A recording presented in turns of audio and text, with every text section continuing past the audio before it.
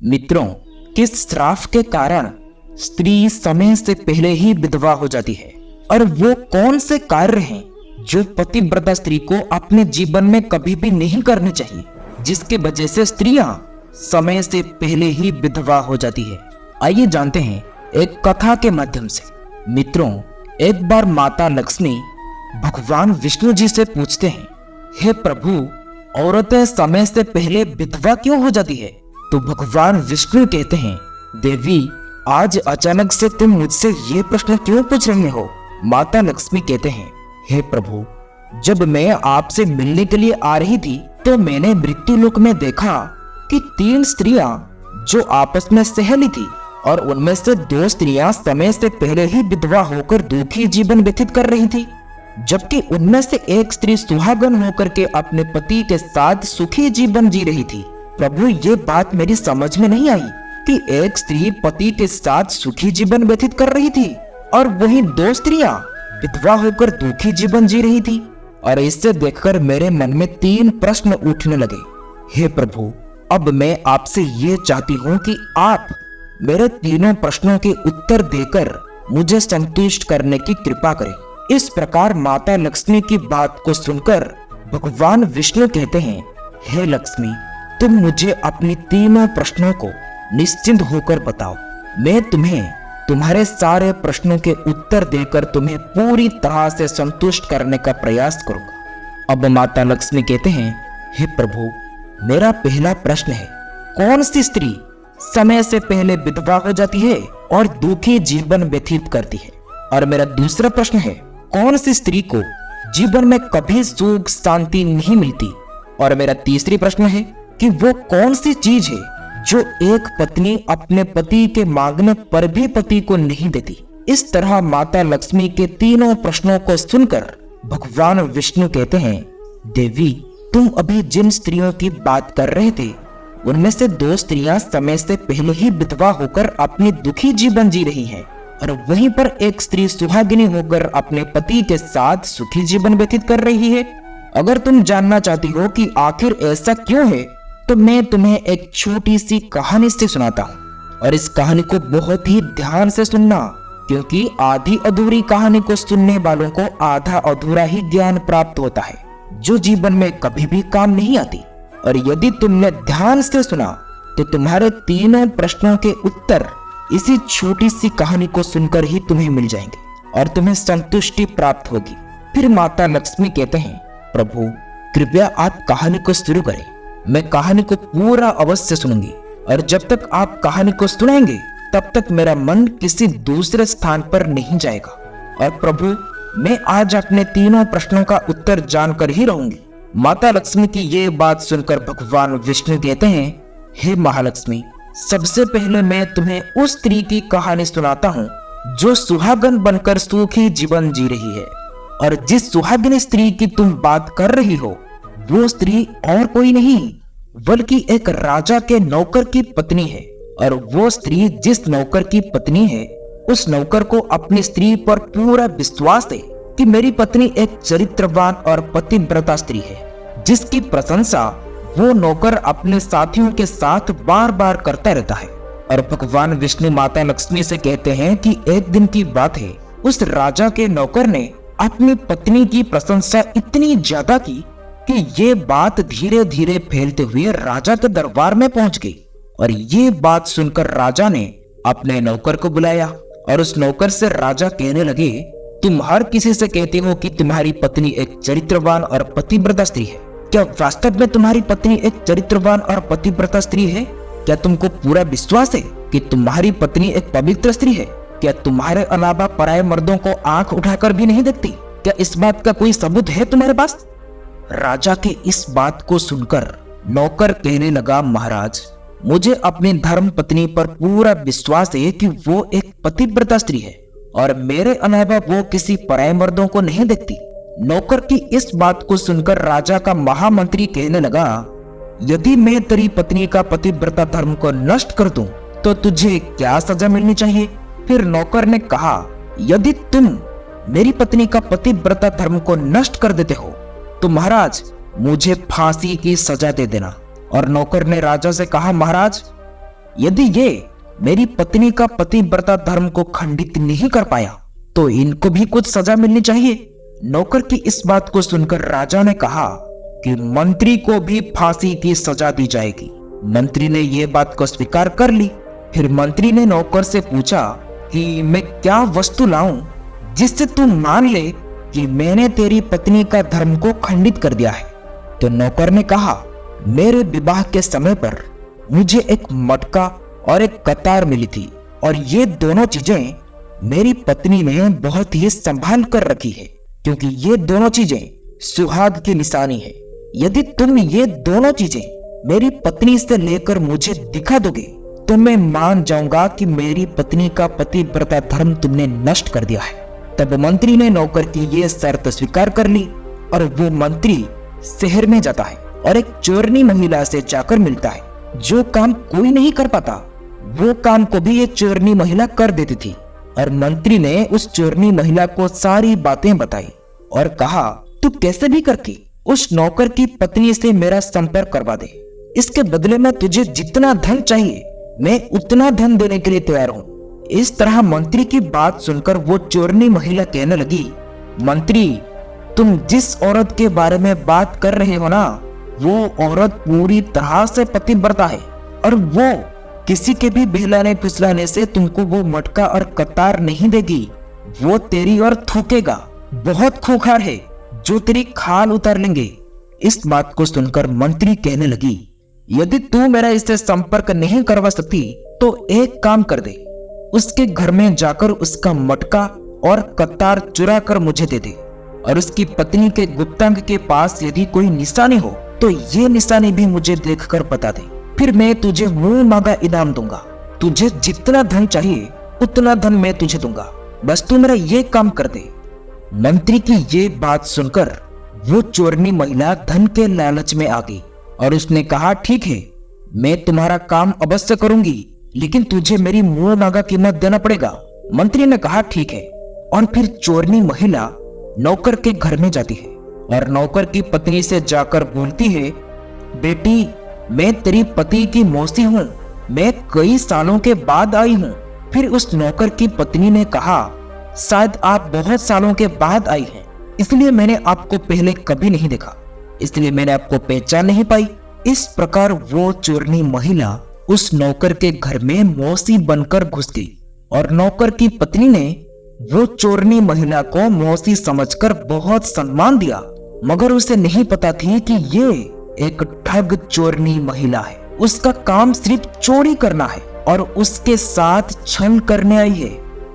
वो चोरनी उस पतिव्रता स्त्री के साथ 2 दिन तक रुकी और जिस समय वो स्त्री स्नान करने लगी तो वो चोरनी महिला ने उठकर उस स्त्री की कमर रगड़ने लगी। उस पतिव्रता स्त्री ने बहुत मना किया, फिर भी वो महिला नहीं मानी और कहने लगी, तुम मुझे अपनी बेटी से भी ज्यादा प्यारी लगती हो, तो मुझे मना मत करो। काफी दिनों के बाद मेरी और तुम्हारी मुलाकात पहली बार हुई है। ऐसा कहकर वो चोरनी महिला मुख पर हाथ फिराने लगी। फिर आंखों को धुलने के बहाने उस पतिव्रता स्त्री की आंखों में पानी मार दी और उस स्त्री की आंखें बंद हो गई। और इस तरह के गुप्तांग के पास जांघे पर एक तिल था जो वो चोरनी महिला ने देख लिया और उसका काम बन गया। और जब स्नान करने के बाद नौकर की पत्नी रसोई में खाना बनाने लगी तो चोरनी महिला को मटका और कतार चुराने का मौका मिल गया और उसने मटका और कतार चुरा लिया और वहां से दोनों चीजें चुराकर भाग गई और सीधा जाकर मंत्री के पास पहुंची और उस मंत्री को मटका और कतार दे दिया और उस नौकर की पत्नी के जांघे पर तिल की निशानी है ये भी बता दिया। और मंत्री मटका और कतार लेकर सीधा राजा के दरबार में पहुंच गया और राजा से कहा, महाराज, मैं नौकर की पत्नी के साथ 2 दिन रहकर आया हूं और ये मटका और कतार उसी ने मुझे दिया है। इस तरह मंत्री की ये बातें सुनकर राजा ने दरबार लगाया और नौकर को बुलाया और मंत्री से सभा में मटका और कतार नौकर को दिखाने के लिए कहा जो चोरनी महिला उस नौकर के घर से चुरा कर लाई थी और मंत्री को दिया था। फिर राजा के कहने पर मंत्री ने उस नौकर को मटका और कतार दिखाया और उसकी पत्नी की जांघें पर तिल है ये भी बताया। मंत्री की ये बात सुनकर नौकर ने भी मान गया कि वास्तव में आज मेरी पत्नी ने अपना पतिव्रता धर्म पूरी तरह से नष्ट कर लिया है। और नौकर का अपनी पत्नी से विश्वास उठ गया। फिर राजा के शर्त के मुताबिक नौकर को फांसी की सजा सुनाई गई और 15 दिन के बाद फांसी देने का आदेश दिया गया और कहा गया कि नौकर को 15 दिन के बाद फांसी पर चढ़ाया जाएगा। और नौकर से उसकी अंतिम इच्छा पूछी गई और नौकर ने कहा, मेरी अंतिम इच्छा यह है कि मैं आखिर बार अपनी पत्नी से मिलना चाहता हूँ। और इस राजा ने नौकर को आज्ञा दी कि तुम अपनी पत्नी से मिल सकते हो। फिर नौकर ने अपने घर गया और अपने पत्नी से कहने लगा, तुमने मेरे साथ बहुत बड़ा विश्वासघात किया है। मैंने तुम पर विश्वास करके राजा के सामने मंत्री से ऐसी शर्त लगाई थी और राजा के दरबार में भी मैंने कहा था कि मेरी पत्नी एक चरित्रवान और एक पतिव्रता स्त्री है और उसके पतिव्रता धर्म को कोई भी नष्ट नहीं कर सकता, और यदि कोई नष्ट कर देगा तो मुझे फांसी लगा देना। और तुमने अपनी पतिव्रता धर्म को नष्ट कर दी। अब मुझे 15 दिन के बाद फांसी दी जाएगी। तुमने मेरे साथ विश्वासघात किया है। नौकर की ये बात सुनकर उसकी पत्नी ने उसे उस चोरनी महिला वाली सारी बातें बताई, मगर नौकर को अपनी पत्नी पर अब विश्वास उठ चुकी थी। उस पर विश्वास नहीं हुआ और नौकर जाकर राजा के दरबार में पहुंच गया। फिर राजा ने उसे कैद में डलवा दिया। अब नौकर की पतिव्रता पत्नी अपने पति को बचाने के लिए राजा के दरबार में जा पहुंची और राजा से अपने आप को नचेता बताकर नाच दिखाने की आज्ञा मांगने लगी। और स्त्री की सुंदरता को देखकर राजा ने नाचने की आज्ञा दे दी और सभी मंत्री सभा में उपस्थित होकर उस सुंदर स्त्री का नाच करवाने की पूरी व्यवस्था करने लगे। और फिर सभी मंत्री, महामंत्री और राजा दरबार में उसका नाच देखने के लिए पहुंच गए। और फिर उस नौकर की पतिव्रता पत्नी ने जब नाचना शुरू किया तो उसका नाच देखकर राजा बहुत मोहित हुए। और फिर राजा ने कहा, बेटी, मैं तुम्हारी नाच देखकर अत्यंत प्रसन्न हूँ। फिर राजा ने कहा, तुम मुझसे क्या मांगना चाहते हो मांगो, तुम जो भी मांगोगे मैं तुम्हें दूंगा। फिर उस नौकर की पत्नी ने कहा, महाराज, आपकी सभा में एक बहुत बड़ा चोर है जिसने मेरी सोने की अंगूठी चुराई है और उससे फांसी की सजा दीजिए। ये बात सुनकर राजा ने कहा, मेरे दरबार में तुम्हारा चोर कौन है, मैं उसको फांसी की सजा जरूर दूंगा। और फिर उस नौकर की पतिव्रता स्त्री ने कहा, महाराज, और कोई नहीं, आपके मंत्री ने ही मेरी अंगूठी चुराई है, आप इनको फांसी की सजा दें। जैसे ही ये बात मंत्री ने सुना कि ये स्त्री मुझे चोर बता रही है तो तुरंत मंत्री कहने लगा, महाराज, मैं कसम खाकर कहता हूँ कि मैंने इसकी अंगूठी नहीं चुराई है, और तो और मैंने इसे आज तक कभी भी नहीं देखा है, तो मैंने इसकी अंगूठी कैसे चोरी कर सकता हूँ। मैंने तो आज तक इसकी शक्ल भी नहीं देखी थी, बल्कि आज पहली बार तो मैं इसकी शक्ल देख रहा हूँ। और जैसे ही मंत्री ने कहा कि मैंने इस स्त्री की आज तक शक्ल ही नहीं देखा है, तो वो स्त्री कहने लगी, महाराज, इस मंत्री ने मुझे पहले कभी देखा ही नहीं, तो आप इससे ये पूछो कि ये मटका और कतार कहाँ से लाया है, क्योंकि मैं उसी नौकर की पत्नी हूँ जो आपके यहाँ पर नौकरी करता है और आप मेरे निर्दोष पति को फांसी पर चढ़ाने वाले हैं, इसलिए मुझे नचैता बनकर यहाँ पर आना पड़ा। लेकिन अब मैं आपको इस मंत्री की पूरी सच्चाई सुनाती हूँ।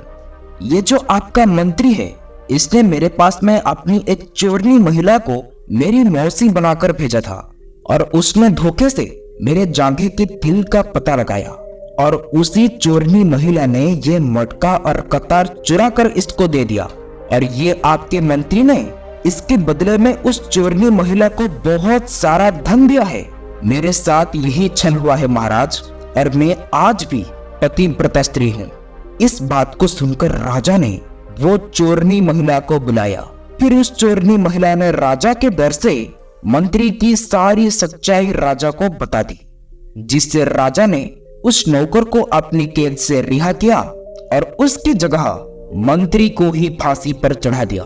और कहानी को आगे बढ़ाते हुए भगवान विष्णु कहते हैं, हे लक्ष्मी, इस प्रकार उस नौकर की पतिव्रता स्त्री ने अंत में राजा से कहा, मैं अपने पति से बहुत प्रेम करती हूँ, मैं एक चरित्रवान स्त्री हूँ और मैं कभी भी अपने मुंह से अपने पति का नाम तक नहीं लेती हूँ। इस प्रकार भगवान विष्णु कहते हैं, लक्ष्मी, मेरी कहानी पूरी हो गई। अब तुम अपने तीनों प्रश्नों के उत्तर सुनो। तुम्हारा पहला प्रश्न था, कौन सी स्त्री समय से पहले विधवा हो जाती है?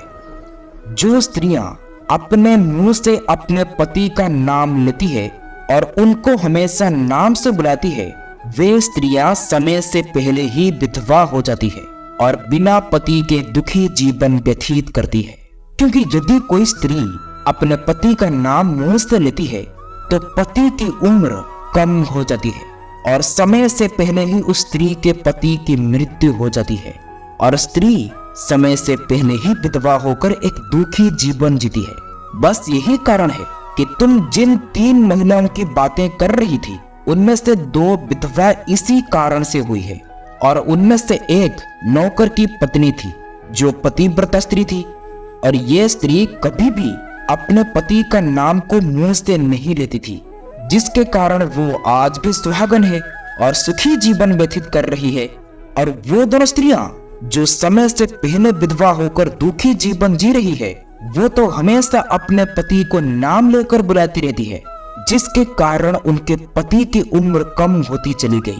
फिर उन दोनों के पति की मृत्यु समय से पहले ही हो गई और दोनों स्त्रियां विधवा हो गई और आज वो दुखी जीवन जी रही है। इसलिए किसी भी स्त्री को अपने पति का नाम अपने मुंह से नहीं लेना चाहिए। और तुम्हारा दूसरा प्रश्न था, कौन सी स्त्री को जीवन में कभी सुख नहीं मिलता है और वो पति के होते हुए भी सदा दुखी जीवन जीती है? जो स्त्रियां अपने पति के बिना अनुमति लिए किसी तीर्थ स्थान या उत्सव में जाती है तो वो कभी भी सुखी जीवन नहीं जी पाती है। ऐसी स्त्रियां तो जीवन भर दुखी ही रहती है और उन्हें पति का प्रेम कभी भी नहीं मिलता। और भगवान विष्णु माता लक्ष्मी से कहते हैं कि तुम्हारा तीसरा प्रश्न था कि ऐसी कौन सी चीज है जो एक पत्नी अपने पति को मांगने से भी नहीं देती है? तो समझ लो, वो चीज है एक संस्कारी और चरित्रवान स्त्री कभी भी अपने पति को गाली नहीं देती है। और जो स्त्रियां अपने पति को ही गाली देते हैं, वो स्त्रियां कभी चरित्रवान नहीं होती और ऐसी स्त्रियां जीवन भर दुखी रहती है। उसके जीवन में कभी सुख नहीं आता और समय से पहले ही ऐसी स्त्रियां विधवा हो जाती है। और इस प्रकार माता लक्ष्मी कहानी सुनने के बाद पूरी तरह से अपने तीनों प्रश्नों का उत्तर पाकर संतुष्ट हो जाती है और कहती है, क्या प्रभु वास्तव में जो स्त्री चरित्रवान होती है वो कभी दुखी जीवन नहीं जीती है? तो भगवान विष्णु कहते हैं, नहीं, क्योंकि ऐसे घरों में लक्ष्मी का सदा वास होता है और वो घर धन दौलत खुशियों से हमेशा भरपूर बना रहता है और चरित्रवान स्त्रियां हमेशा घर को स्वर्ग बना देती है। दोस्तों, अपना कीमती समय देने के लिए आप सबका बहुत बहुत धन्यवाद। आज का वीडियो आपको कैसा लगा हमें कमेंट में बताइएगा और इस वीडियो को लाइक शेयर सब्सक्राइब जरूर कीजिएगा और हमेशा ईश्वर का भक्ति कीजिएगा। ओम नारायणाय नमः।